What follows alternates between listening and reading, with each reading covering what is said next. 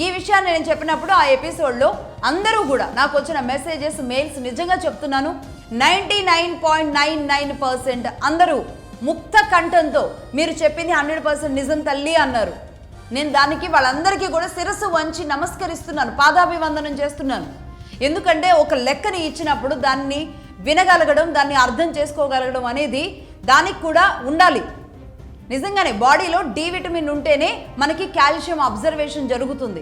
కాబట్టి మనలో కొంచెమన్నా నిజాయితీ ఉంటే అవతల వాళ్ళు నిజాయితీగా చెబుతున్నారా లేదా అనేది అర్థమవుతుంది. ఎందుకు నేను ఇంత కఠినమైన మాట అంటున్నాను అంటే ఇనిషియల్గానే కొంతమంది అంటున్నారు మీకు బీజేపీ ఎంత డబ్బు ఇస్తుంది అని. అంటే బీజేపీ డబ్బు ఇస్తుంది అని నేను ఈ విషయాలు చెబుతున్నాను అనేది వాళ్ళ భావన. దానికి ఒక ఆయన ఇంకొంచెం ముందుకొచ్చారు. ఆయన పేరు కూడా చెప్తాను. నేను ఇప్పటి వరకు ఏ ఒక్కళ్ళ పేరు, నా మీద తీవ్రమైన దాడి జరిగినప్పుడు కూడా ఏ ఒక్కరి పేరు నేను ప్రస్తావించలేదు.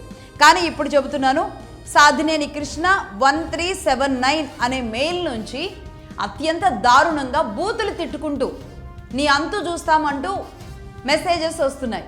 నిజంగా సాధినేని కృష్ణ గారు అన్న పర్సన్ అది ఫేక్ అకౌంటో నిజమైన అకౌంటో నాకు తెలియదు. కానీ ఈ సాధినేని కృష్ణ అన్న ఈ వ్యక్తి చదువుకొని ఉంటే, జ్ఞానం ఉంటే, బుద్ధి ఉంటే ఒక్కసారి నేను చెప్పిన లెక్కలు ఏంటి అనేది వాళ్ళు నమ్మే ఇంకేదైనా పార్టీలు ఉంటే ఆ పార్టీల దగ్గరికి వెళ్ళి, ఆ పార్టీ ఆఫీసుల దగ్గరికి వెళ్ళి, లేదా ప్రభుత్వ వెబ్సైట్లలోకి వెళ్ళి నిజమా కాదా ఈమె చెప్పింది అనేది వినగలగాలి. అంతేగాని చదువుకొని మొద్దుల్లాగా పార్టీ జెండాలు మాత్రమే మోసుకుంటూ మేము బతికేస్తాం, ఎవరో ఒకళ్ళ పల్లకీలు మోస్తూ బతుకుతాం అనుకుంటే ఎవరి జీవితాన్ని బాగు చేయలేరు.